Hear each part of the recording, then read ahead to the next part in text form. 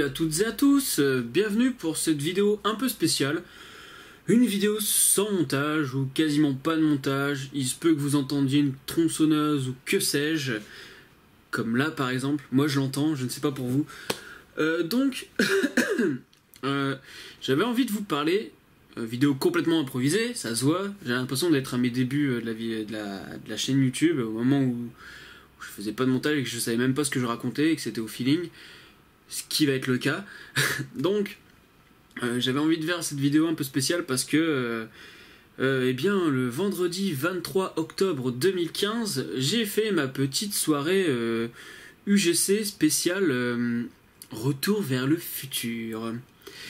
Et je dois avouer que j'avais vraiment envie d'en parler parce que, pour moi, voir une des meilleures trilogies au monde, je parle personnellement, enfin je parle pour ma part, mais je pense que beaucoup sont dans le même cas que moi. Je trouvais que voir ces films sur grand écran, pour moi c'était vraiment magique. J'ai du mal à me dire putain, j'ai vu ce qui a bercé mon enfance sur grand écran. C'est un peu dingue. Et aussi, j'avais envie de parler un peu, tout d'abord, de la manière dont a fonctionné UGC. Parce que là, faut quand même dire que j'ai un petit coup de gueule. Parce que, bon, par exemple, moi avec mon pote, on pensait être arrivés les premiers. Et non, on était les deuxièmes. Donc je fais un petit coucou à la personne qui arrivait avant nous. Et donc, nous, on était là dès le début, 1 heure en avance, bien au taquet et compagnie. Donc, on arrive pour le premier film. On est super bien placé, sauf que après, qu'est-ce qu'il fallait faire? Il fallait sortir de la salle pour revenir exactement dans la même salle. Et ben, du coup, qu'est-ce qui s'est passé? On avait une bonne place. Au moment de sortir, tout le monde était devant nous. Et du coup, quand on est arrivé pour le deuxième film, eh ben, on était mal placé. Et en plus, du coup, les gens ont cherché à mettre leurs affaires, à poser leurs affaires, à laisser leurs affaires, pour que, bon, ben, on leur prenne pas leur place, machin. Ce qui n'a bien évidemment pas marché, parce que, je vais pas revenir là-dessus. J'ai pas trop envie de parler du comportement du spectateur en lui-même, parce que c'est pas vraiment de la faute du spectateur. En tout cas, pas ceux qui étaient là depuis le début. Après, ceux qui se ramènent pour l'épisode 2, enfin, juste l'épisode 2 ou juste l'épisode 3, voire juste l'épisode 2 et 3, bon, ok, là pour le coup, c'est un peu eux qui font chier en fin de compte, mais je vais pas revenir là-dessus, parce qu'en plus, je me suis embrouillé avec un mec pour le troisième. Donc, je vais parler juste de UGC. Les mecs, enfin, je sais pas, j'avais une idée, bon, bien sûr, ils ne l'auraient pas fait, parce que pourquoi? Parce que ça les aurait fait chier de se casser un peu le cul plutôt que de nous faire juste rentrer sortir. Donc ce qu'ils auraient dû faire, c'est par exemple le mec qui va voir Retour vers le futur 1, 2 et 3. On lui met un petit bracelet, admettons, vert. Comme ça, à la fin du premier film et du deuxième film, ceux qui veulent rester dans la salle restent, et avant de faire rentrer les autres personnes qui sont devant la salle, on fait une vérification, c'est-à-dire que par rangée, on demande par exemple aux gens de lever, admettons on met ça sur le poignet gauche ou droit, comme ça les gens qui travaillent à UGC vérifient si vous avez le bracelet qui correspond. Genre j'imaginais par exemple vert ce serait pour les trois films, jaune ça aurait été pour admettons le 1 et le 2, ou pas de bracelet ça aurait voulu dire que vous ne voyez que un film. Et donc j'ai trouvé ça con parce que le spectateur qui lui, le grand fan, le vrai fan qui lui était là au tout début, qui a regardé les 3 films d'affilée, et s'est fait niquer. Bon, bien évidemment, moi avec mes potes, on a eu l'intelligence au deuxième film de partir à un moment bien précis du film. D'ailleurs, la sortie était tellement théâtrale, au moment où Marty fait « Doc est vivant !» Et nous on s'est levé à 3 en train de se lever, Doc est vivant, allez on se casse, on va à sa rencontre, et donc on a récupéré une meilleure place. Et après il y a un mec qui m'a fait chier parce que j'ai bougé ses affaires. Bref, c'est pas... Enfin, ouais, voilà, il était con le gars un petit peu. On voyait que le mec était pas vraiment là parce qu'il kiffait le film comme certains. Et donc on va passer là-dessus. J'étais très heureux aussi de voir que des enfants kiffent le film. Et quand je vous dis des enfants, c'est 7-8 ans. Quand je suis sorti, je crois que c'était entre c'était entre le premier et le deuxième. Je sors, j'avais entendu un gamin qui avait des réactions devant le film. Et je me disais, mais c'est peut-être la première fois qu'il l'a vu. Et donc, je demande au père, je fais, est-ce que c'est la première fois que votre fils voit le film? Et la mère me répond, oh non, non, non, ça fait au moins 10 fois qu'il l'a vu et tout. Et ça, je peux vous dire que ça fait très plaisir de me dire que cette trilogie-là, je suis sûr que dans 30 ans, il y aurait encore des parents qui seront en train de montrer à leurs enfants de 7-8 ans ce que c'est du cinéma de science-fiction. Malgré que, bon, quand tu grandis, tu te rends compte qu'il y a quand même pas mal d'incohérences. Et par contre aussi, alors lui, ça a dû être l'éclate pour lui. C'était sur le Retour vers le futur 2. Le gamin, je crois que c'était la première fois qu'il voyait le film. Alors imaginez-vous, vous n'avez jamais vu Retour vers le futur et quand vous le découvrez, c'est sur grand écran. Le gamin, quand il a vu les Air Mag, je vous promets, j'ai entendu le gamin faire waouh, il était choqué quoi. Le gamin qui voit des baskets qui se lassent automatiquement. Il était sous le choc et j'arrêtais pas de me dire mais putain, moi si j'avais vu le film à son âge sur grand écran pour la première fois, déjà que c'est l'une des meilleures trilogies pour moi au monde. Alors que si je l'avais vu sur grand écran, je serais devenu fou en fait. Alors j'aurais sans doute les 3 DeLorean, j'aurais acheté une casquette, voilà, je serais encore plus fou de la trilogie je pense. Et puis j'ai remarqué certaines choses, notamment, vous voyez, Retour au futur, c'est la trilogie que j'ai dû voir 40, 50 fois, je ne saurais même pas les compter. Je connais les répliques en version française, mais même les trucs les plus banals, je connais les références, je connais les dialogues. Et là, je me suis dit, merde, putain. Alors, bien sûr, j'ai pas vérifié, là c'est vraiment comme ça, on y va à l'arrache. Peut-être que vous avez la réponse. Si vous avez la réponse, vous n'hésitez pas à le dire. Vous n'hésitez pas à le dire dans les commentaires. Hein. Donc, vous le dites dans les commentaires si vous le savez. Mais le tunnel, quand Marty est en confrontation avec Biff dans Retour vers le futur 2. Donc ce tunnel-là, est-ce que ce ne serait pas le tunnel qui a servi à Qui veut la peau de Roger Rabbit pour accéder à Toonville, sachant que ce film est aussi de Robert Zemeckis. Franchement, je vous dis, j'ai découvert ça sur le grand écran là en regardant, et je me suis dit, mais merde putain, c'est le même tunnel et en plus bien sûr tout le monde a fait sur YouTube, tout le monde a fait sa vidéo Retour au futur, moi-même je suis en train de la faire. Et c'était beaucoup du top 10 des anecdotes que vous ne savez pas, où Méa a fait tout un exposé, hein, faut le dire comme ça. Il a fait un exposé en t'expliquant plein de références nécessairement pas, qui étaient plutôt cachées, qui étaient assez subtiles. Comme par exemple au début vous avez les horloges. Après je vais pas répéter tout ce qui a été dit, hein, juste cette anecdote là. Au début du Retour vers le futur 1, vous avez une horloge et en fait vous avez un gars qui est accroché sur une des aiguilles de l'horloge. Et du coup, en fait, oui, c'est vrai que ça t'annonce à l'avance que Doc va se retrouver bloqué sur l'aiguille de l'horloge de l'hôtel de ville.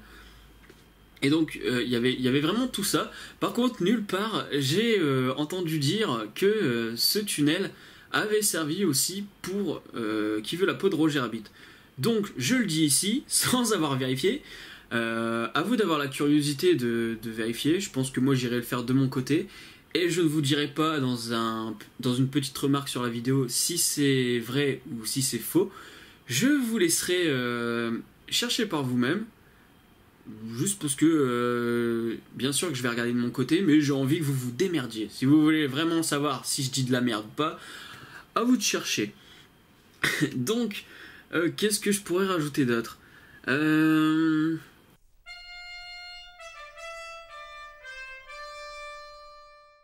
Oui, et bien désolé pour cette petite interruption. J'ai cherché pendant un bon moment à savoir de quoi je pouvais parler de plus sur cette soirée. Je tenais aussi à... J'étais étonné en fin de compte qu'il n'y ait pas tant de geek ultime. On était pas, enfin, j'avais pas l'impression qu'on était vraiment beaucoup à connaître le film par cœur. Enfin, j'ai pas eu l'impression qu'il y avait beaucoup de geeks. J'avais surtout l'impression qu'il y avait justement des gens nostalgiques du film qui ne l'avaient pas vu depuis sans doute quelques années et qui sans doute pour certains l'avaient vu au cinéma à l'époque de sa sortie et qui se sont dit bah tiens je vais aller le revoir. Enfin, après c'est pas dérangeant de ne pas avoir que des geeks dans la salle. C'est juste que je trouvais ça dommage de pas en avoir un peu plus parce que enfin ça, moi j'ai créé des liens, enfin j'ai discuté avec des gens et on voyait que c'était des dingues de la trilogie et pas que ça, hein. On a parlé de Star Wars et compagnie, enfin on voyait qu'il y avait beaucoup d'enfants de Spielberg en fin de compte, tous ceux qui ont vécu avec Gremlins, Explorers, Goonies, Jurassic Park, enfin vraiment une certaine catégorie de personnes que oui que j'appelle et que je ne dois pas être le seul à appeler d'ailleurs des enfants de Spielberg. Donc, bon, c'est pas sensationnel. Enfin, je ne suis pas en train d'exposer une critique comme quoi il n'y en avait pas assez ou quoi. C'est juste que j'étais étonné de ne pas en voir plus que ça. Et si je peux clore cette vidéo, oui, bah oui, on va en parler. Hein. C'est pas vraiment uniquement sur cette soirée-là, c'est sur le spectateur au cinéma. Je rentre pas je suis pas en train d'intellectualiser le regard du spectateur, son immobilité, enfin son absence de contact à l'écran, enfin je suis pas en train de parler de ça. Hein. Ce que je voudrais dire, c'est que enfin il y a un certain respect dans les salles de cinéma qui se perd totalement. Je suis allé voir Crimson Peak. Je vous jure, mais de toute façon je vais les traiter. Hein. C'était 4 clampins, là, 4 petits cons de quoi 16-17 ans. Alors 2 petites pétasses et puis 2 gros kékés. Allez, on va le dire tel que c'est. Hein. Il y en a une, pendant la moitié du film, elle a cassé les couilles avec son putain de flash de portable. Ils ont parlé pendant 2 heures non-stop. Le mec, il avait ses pieds, mais carrément affalés au-dessus du siège. Donc en plus, c'était les sièges juste derrière moi. Donc des moments, ça tapait dans le siège et tout. Enfin, je vous dire, aller voir un film avec des gens comme ça, faut pas s'étonner qu'après, y a des bastons dans les ciné, quoi. D'ailleurs, ce que j'ai remarqué, c'est que maintenant, par exemple, à UGC Villeneuve d'Ascq, il y a un vigile qui fait le tour des salles de temps en temps et qui réprimande. Parce que pareil, il y avait 4 pucelles, là, 4... vous savez, là, les clichés, là, les filles clichés qui kiffent One Direction et compagnie, là, qui ont quoi, 14-15 ans, elles ont passé 2 heures du film sur leur mobile. Enfin, sur leur GSM, hein, s'il vous plaît. Leur GSM, une fois. Et je me suis dit, mais putain, quand tu regardes un film de Guillermo del Toro, le principe c'est de rentrer dans le film. Comment tu veux rentrer dans un film si t'es H24 occupé sur ton téléphone à parler au mec qui veut qui veut perdre sa virginité en baisant une petite naïve, tu vois. Enfin, je me dis mais putain quoi, les gens enfin ça s'applique pas qu'aux jeunes parce que là je suis en train de vous parler de jeunes parce que c'est quand même les plus fréquents à ce niveau-là. Mais il y a des adultes qui sont comme ça aussi. La capacité de concentration des gens au cinéma, maintenant, putain, j'ai l'impression qu'elle est équivalente à un gamin, enfin, la concentration d'un gamin de 6 ans. Je me dis, mais putain, mais. Enfin, 2 heures à 2h30 sans un portable, c'est vraiment. C'est vraiment si difficile que ça. Ah, je sais pas, moi. Je veux bien comprendre qu'on regarde l'heure une fois ou deux parce que, par exemple, on peut trouver que le film est long. Ou pour établir un peu... moi, ça m'arrive quand je vais voir un film pour la 2e fois, je regarde mon portable, je regarde à quelle heure ça a commencé, je regarde où en est la seconde partie pour savoir au niveau du rythme, si c'est bien rythmé, enfin, ce genre de choses. Mais en aucun cas, je vais m'amuser à sortir mon portable toutes les 2 secondes pour répondre à un message parce que c'est une gonzesse, alors faut que je vais répondre. Ou c'est mon copain, il m'a dit machin, alors du coup, il faut que je réponde tout de suite parce que c'est super important. Enfin, j'aurais voulu vivre dans les années 80, moi, en fait. Enfin, bref, là, je suis en train de raconter de la merde. Mais, voilà. Moi, j'ai vraiment un problème avec les cinémas et le manque de respect. Et le manque de respect, c'est pas que par rapport aux autres spectateurs. Hein. C'est aussi par rapport à la salle en elle-même. Parce que Là, par contre, quand je suis parti de la salle bondée de Retour à le futur, je pense au personnel derrière qui doit ramasser toute la merde des mecs là parce que ils laissent leurs bouteilles, ils laissent des journaux. Enfin voilà quoi, enfin ils sont pas, ils sont à la rigueur tu fais renverser du popcorn, oui vas-y pourquoi pas, c'est pas de ta, si c'est pas de ta faute si t'as renversé un peu de popcorn. Mais de là à délibérément laisser ta bouteille parce que tu te dis bah il y a quelqu'un qui est payé pour qui fera ça à ma place. Je pense que c'est un total manque de respect. C'est comme si tu crachais par terre parce que tu savais que ta femme de ménage derrière elle allait nettoyer. Enfin, ça vraiment, je trouve vraiment qu'il y a un manque de respect dans les salles de cinéma. À la fois par rapport au personnel, mais aussi par rapport aux spectateurs. Et là, par rapport aux spectateurs, bon ben bien sûr, ça me touche beaucoup plus qu'en tant qu'auprès du personnel parce que bon, je suis un spectateur, mais je bosse pas pour un ciné.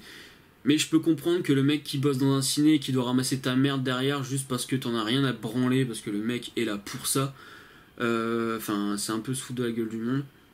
J'ai vraiment. Enfin, y a plein de choses qui m'énervent hein, dans l'univers. Mais là, je vous la fais courte. Même si je sais pas combien de temps va durer cette vidéo en fait, j'ai même pas chronométré, pardon, ou quoi. Et. Il y avait quelque chose d'autre aussi que j'avais en tête là et que j'ai complètement oublié. Oui, mais vous savez que, enfin, je parle du respect justement des salles de cinéma qui se perd en France, mais par exemple dans d'autres pays, cette culture du silence au cinéma et du respect des spectateurs est différent. Par exemple, je vais y arriver, hein, les gars. La résurrection de Freezer, le dernier Dragon Ball. J'ai passé des mois à le chercher et au final, je l'ai trouvé en screener sur YouTube, mais filmé dans une salle de cinéma espagnole avec des sous-titres français. La culture dans les salles de cinéma est complètement différente. Là-bas, je vous jure que ça discute par-dessus le film. Et en fait, c'est normal chez eux en fait de parler au-dessus du film. C'est comme si tu étais dans ton salon et que tu regardais un truc que tu avais vu plusieurs fois. Là, les gens ils discutent entre eux et puis et t'entends quasiment plus rien du film. Et je trouvais ça assez choquant. Mais apparemment chez eux c'est normal. Et il n'y a pas que dans ce pays-là. Je sais plus. Il y a quelqu'un qui m'en avait parlé dans un pays du Nord, style Suède ou Finlande. Je sais plus exactement dans quel pays c'est le cas. Et chez eux, c'est pareil en fait. Le film fait office de fond sonore, on a l'impression des moments. Et du coup, j'ai quand même peur. Putain, je suis en train de parler comme un. Je suis en train de parler comme un réactionnaire, un vieux con de droite là. Moi, j'ai peur qu'en France, on finisse justement par avoir des salles dans cet état-là en fait. Et ça me fait très peur parce que de me dire que je suis obligé d'aller à une séance à 10h, 10h30 juste pour avoir la paix, pour pouvoir profiter du film, je me dis merde, enfin. Mais où va le monde? Enfin voilà. Voilà, je crois que j'ai terminé.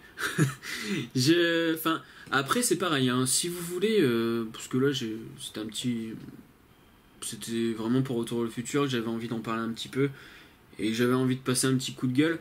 Si parfois ça vous arrive dans les commentaires que vous vous dites tiens ben qu'est-ce que tu penses de ceci, qu'est-ce que tu penses de cela, ça me dérange pas de faire une vidéo comme ça hors série, limite sans montage. Je peux faire un peu de montage si ça pose problème, mais juste discuter de quelque chose en particulier comme ça à propos du cinéma. Y a pas de souci, vous me posez la question par YouTube, et si j'estime que je dois argumenter et que ma réponse tient pas juste en un commentaire de 4 à 5 lignes, y a pas de souci, je peux très bien développer là-dessus ou même inviter quelqu'un pour pouvoir discuter de ce qu'on pense, par exemple, je sais pas moi, qu'est-ce que ça pourrait être du temps de pub avant le cinéma, parce que par exemple bah c'est vrai que c'est un peu énervant, mais en même temps c'est ce qui fait vivre les cinémas. Après, ce que je comprends pas, c'est que ce soit en fin de compte les multiplex qui ont le plus de publicité alors que contrairement à des petits cinémas, bah, c'est quand même eux qui ont besoin de moins d'argent, parce qu'il faut le dire tel qu'il est. En plus, pour la plupart, les multiplex comme UGC, Gaumont et compagnie ils produisent à côté, donc ils produisent, ils distribuent et ils exploitent. Donc en termes de publicité, normalement, ils sont censés en faire moins que dans des petits cinémas. Mais bon, enfin, ça c'est une autre histoire. Voilà, j'espère que la vidéo vous a plu. Je suis désolé de ne pas faire de montage ou quoi que ce soit. C'était vraiment comme ça. Je me suis dit, bon, allez, fais ta vidéo, sachant que je voulais faire des films et des jeux et que l'émulateur m'a cassé les couilles. Je me suis dit, allez, on va parler un peu de la soirée UGC Retour vers le futur. Si vous êtes allé à une soirée, peu importe dans quel cinéma, hein, ou même chez vous, vous avez fait un marathon Retour vers le futur cette semaine, n'hésitez pas à mettre un commentaire, à parler de votre expérience. Ça fait toujours plaisir, franchement, d'avoir une interaction avec vous. Je le fais pas, enfin, quand je fais mes vidéos, c'est pas juste pour dire ah bah voilà, moi je pense ça, tac, tac, et puis c'est tout. De toute façon, le cinéma, c'est un art qui est fait pour réinterpréter tout au long de votre vie. Pour moi, le cinéma, c'est une manière de réinterpréter une œuvre. Un film, vous allez le voir à telle époque de votre vie, 5 ans plus tard, vous le revoyez, vous le penserez différemment, vous allez peut-être l'aimer plus, vous allez peut-être l'aimer moins, il y a peut-être des choses, un message, une mise en scène que vous n'aurez pas nécessairement compris. Et c'est ce que je vous ai raconté au début de cette vidéo, c'est qu'avec Retour vers le futur, et ben encore maintenant, je suis en totale réflexion. À chaque fois que je vois les films, je suis en totale réflexion parce que je découvre des nouvelles choses. Il y a des choses auxquelles j'avais pas pensé nécessairement avant. Et donc voilà, vraiment, je vous invite à donner... Une porte vient de claquer. Donc vraiment, je vous invite à mettre des commentaires, à interagir avec moi. De toute façon, je réponds toujours. J'ai pas encore assez d'abonnés pour ne pas pouvoir répondre à tout le monde. Et comme ça permet justement d'avoir un échange parce que moi, j'estime que Internet, contrairement à la télévision ou à un autre support, même si maintenant il y a les réseaux sociaux qui font qu'on peut interagir avec une émission en direct, par exemple, je tiens vraiment à ce que Internet, en tout cas pour ma chaîne, soit un milieu d'échange, de débat, quitte à se bouffer la gueule parfois. C'est pas parce qu'on n'est pas, enfin c'est pas parce qu'on n'est pas d'accord, par exemple sur un film et que ça commence à s'échauffer, qu'on n'a pas nécessairement du respect pour l'autre. Je sais que parfois je peux être assez brutal dans mon argumentation, mais c'est pas pour autant que je vais détester la personne en fait. C'est juste que des moments je prends beaucoup les choses à cœur, mais je respecte quand même la personne que j'ai en face de moi. Sauf si vraiment, par exemple, enfin je sais pas moi, s'il y a des propos racistes derrière, ou enfin des choses vraiment que je peux pas admettre. Mais bon, ça c'est autre chose. Donc voilà, c'est tout pour cette vidéo. Je vous invite à commenter, à donner vos ressentis. Si vous avez fait une soirée Retour vers le futur, que ce soit au cinéma, chez vous, entre potes, ou peu importe, même les jeux vidéo Retour vers le futur, enfin, ce que vous voulez, je vous laisse, je vous dis à la prochaine, salut!